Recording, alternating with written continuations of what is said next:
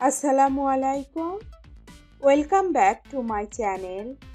আজকে আমি আপনাদের সাথে মসুর ডাল আর তার সাথে ডিম দিয়ে একটি মুখরোচক রেসিপি শেয়ার করতে চলেছি।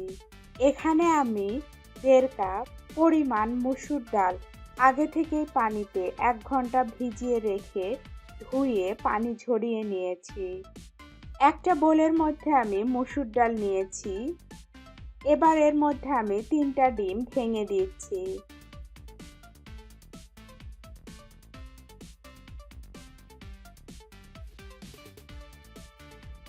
ডিম আর ডালটাকে এবার আমি চামচের সাহায্যে মিক্সড করে নিচ্ছি। মিক্সড করা হয়ে গেলে একটা ব্লেন্ডারে নিয়ে আমি ডালের পেস্ট বানিয়ে নেব। কোনো রকম পানি দিব না, ডিম দিয়েই ব্লেন্ডার করে নিতে হবে। ডাল আর ডিম আমি ব্লেন্ডার করার জন্য নিয়ে নিয়েছি।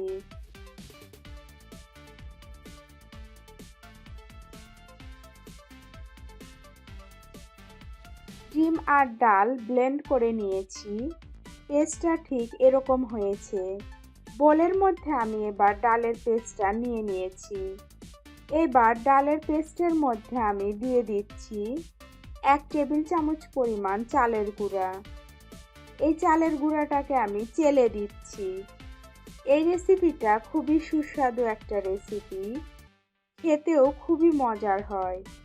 সাথেই দিলাম কাঁচামরিচ পরিমাণ মতো, আরও দিলাম পেঁয়াজ কুচি করে কাটা, রসুন পেস্ট 1 চা চামচ পরিমাণ, আদা পেস্ট 1 চা চামচ পরিমাণ, জিরা পেস্ট 1 চা চামচ পরিমাণ, লবণ স্বাদ মতো, লাল মরিচের গুঁড়া পরিমাণ মতো, হলুদ গুঁড়া খুবই সামান্য পরিমাণ।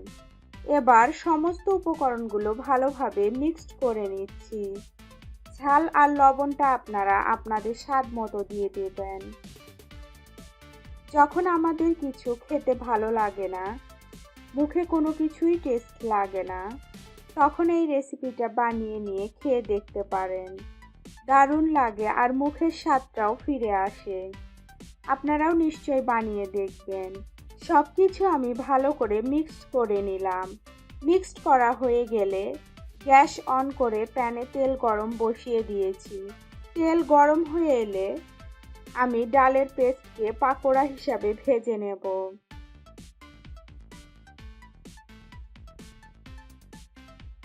আমি পাকোড়াগুলোকে মাঝারি সাইজের বানিয়েছি। আপনারা ছোট, বড় বা মাঝারি যে কোনো সাইজেরই বানাতে পারেন।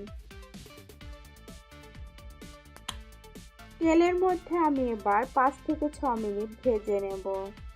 একটা সাইড ভাজা হয়ে গেলে উল্টে পাল্টে প্রত্যেকটা সাইডকেই আমি ভালো করে ভেজে নিচ্ছি। এইভাবে মসুর ডালের পাকোড়া বানালে খুবই মুচমুচে হয়। আপনারাও বানিয়ে দেখবেন। পাকোড়াগুলো ভাজা হয়ে এসেছে। পাকোড়াগুলোকে তুলে নিলাম।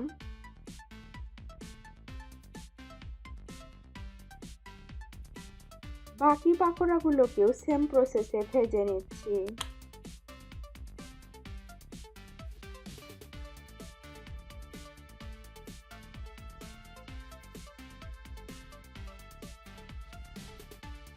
দেখুন কত সুন্দর হয়েছে। এটা খেতেও দারুণ লাগে। আপনারা এটা বিকালের নাস্তায় চায়ের সাথে খেতে পারেন বা গরম গরম ভাতের সাথেও বেশ ভালো লাগে খেতে। আশা করছি আমার এই রেসিপিটা আপনাদের কাছে ভালো লাগবে। যদি ভালো লাগে লাইক, শেয়ার আর কমেন্টস করে জানাতে ভুলবেন না। আর আমার থেকে নতুন নতুন রেসিপি পেতে প্লিজ আমার চ্যানেলটিকে সাবস্ক্রাইব করতেও ভুলবেন না। ধন্যবাদ আমাদের পাশে থাকার জন্য।